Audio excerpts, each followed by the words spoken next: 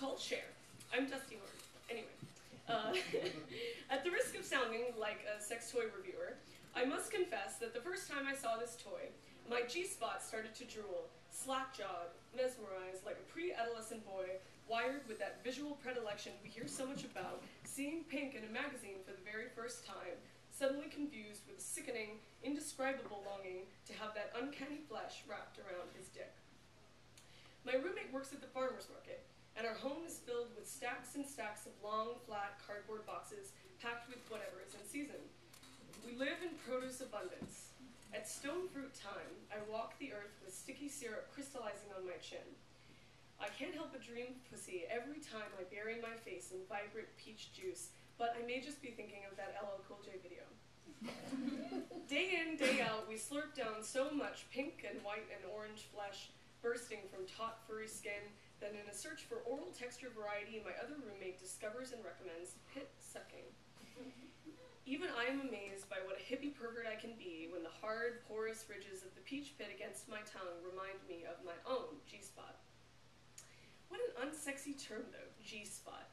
It's bad enough that the anatomy in question is cursed to hide in the cave of my pussy like a bat hanging upside down. It's not even clinical or conservative because, as we all know, sometimes official words are hotter than slang. But G-spot sounds like a Cosmo bullshit rumor, like pop psychology. Can we get some dirty colloquialism in here, stat? Rub my clit, suck my dick, tongue my asshole, press my G-spot? No.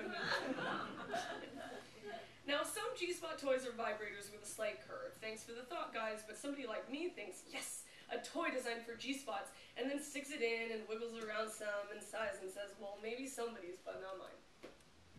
I've seen double dongs before, novel and awkward, but I can tell just by looking at the contours of this toy that it wants to fill the negative form my G-spot makes and bridge the schism between my peach pit and your cervix.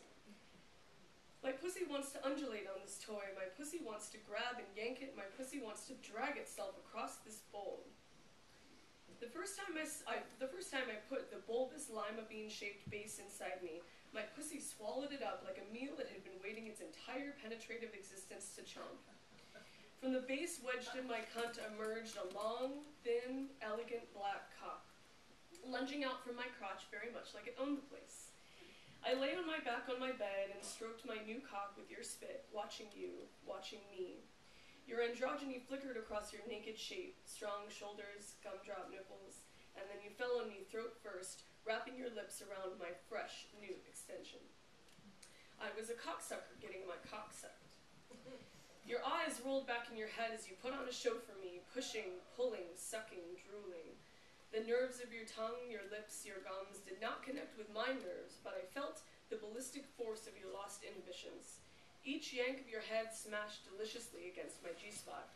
I spasmed and contracted, and cum welled up around the base of my cock instead of through it and out like a loose garden hose faucet.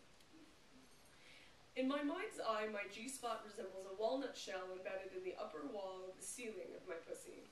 After 15 some odd years of beating my clit like it owes me money, I have redirected my orgasmic attention to that chandelier. If I could, I would tongue it like you tongue peanut butter stuck to the roof of your mouth. Man, it's true, I got dick envy. It's almost too predictable for a 21st century queer alpha female to admit. But the problem is transitioning genders wouldn't satisfy my particular urge, because what I want is less to present and be perceived as a man than to have experienced coming up as one. I want to be the man-child with the uncontrollable urge. I want to feel my dick mutate like the Incredible Hulk bursting out of his clothes, the way my nipples go from puffy to diamond cutting. I want to write my name in the snow in yellow and on your fucking face in translucent white goo. And this will never be my lot. I had given up on having a dick, but with the right tool and a little imagination. It's almost too good to be true, this dick that emerges from my cunt, this delightful bulb with which I am having a love affair, feels like a real attachment, an almost disgustingly cyberpunk possibility, something that is going to clone cells and attach to my G-spot. People speak so fondly of their clits as dicks, but this is my monstrous G-spot extension. This is the broadsword of my real power. When I hump and grind on you, this is the prop I wish was there. It's more than a little grotesque, Cronenberg-esque, a monolith emerging from a gaping gash. You never know how much arousal has to do with power, and gender, and control, and debasement. basement, as much as it does with connecting nerve endings, until a silicon phallus jetting statuesque from your crotch disappears into a pretty face. You feel a surge of what can only be testosterone because, I swear to God, it makes you feel like solving problems with violence and being incredibly insensitive. Yeah. Everybody likes that show. Okay. How else can I explain the need to fuck the face of someone I love? To behave in the most despicable porn fashion, grunting and grabbing and jackhammering like a goddamn animal. Oh, speaking of which, I'm also... I also am a... God, I'm such a bad self-promoter. Or a good one, I don't know. I'm also a pornographer, and I have a website called Queer Porn TV, where you can see me and other people doing such things. So if you want one of these, come talk to me. Anyway, where was I? So, getting my dick sucked,